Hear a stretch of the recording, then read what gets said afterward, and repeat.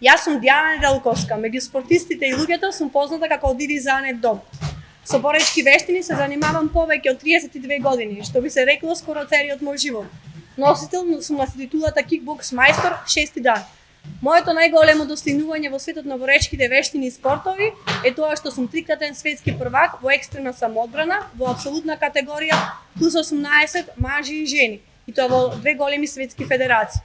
Во 21. век да се зборува за родова еднаквост во спортот е малку смешно.